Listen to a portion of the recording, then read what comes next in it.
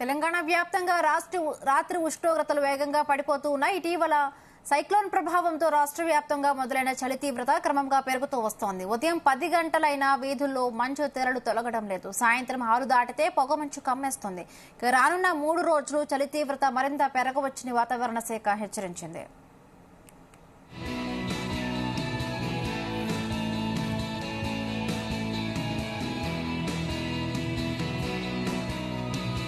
తెలంగాణలో చలి తీవ్రత రోజురోజుకు పెరుగుతూ ఉంది. తూర్పు ఆగ్నేయం వైపు నుండి తెలంగాణ వైపు గాలులు వీస్తున్నాయని హైదరాబాద్ వాతావరణ కేంద్రం తెలిపింది. రాత్రి వేళల్లోనే కాకుండా పగటి ఉష్ణోగ్రతలు పడిపోతున్నాయని, రానున్న 3 రోజుల్లో చలి తీవ్రత మరింత పెరగనుందని హెచ్చరించింది. రాష్ట్రంలో చాలా చోట్ల సాధారణం కంటే 2 డిగ్రీల మేర తక్కువ ఉష్ణోగ్రతలు నమోదు అవుతున్నట్లుగా వెల్లడించింది. పలు చోట్ల అత్యల్పంగా కనిష్ట ఉష్ణోగ్రతలు నమోదయ్యాయి. ఆదిలాబాద్లో 13.1 డిగ్రీ నమోదైతే మెదక్లో 14.3, రంగారెడ్డిలో 15.7, హైదరాబాద్లో 16.2 డిగ్రీల కనిష్ట ఉష్ణోగ్రత నమోదైంది.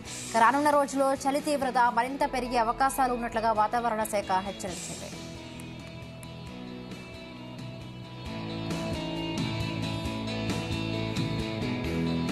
బంగాళాఖాతంలో ఉపరితల ఆవర్తనం ఏర్పడిందని, సముద్రం నుండి తమిళనాడుతో పాటు పరిసర ప్రాంతాలపైకి తూర్పు గాలులు వీస్తున్నాయని వాతావరణ శాఖ వెల్లడించింది.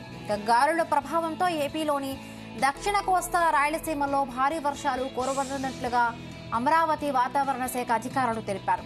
ఉత్తర కోస్తాలో పొడి వాతావరణం ఉంటుందని, మరొక 24 గంటల్లో నెల్లూరు, అన్నమయ్య, చిత్తూరు, శ్రీ సత్యసాయి, బాపట్ల, గుంటూరు, ప్రకాశం, తిరుపతి, కడప జిల్లాలో తేలికపాటి నుండి మోస్తరు వర్షాలు పడతాయని పేర్కొన్నారు.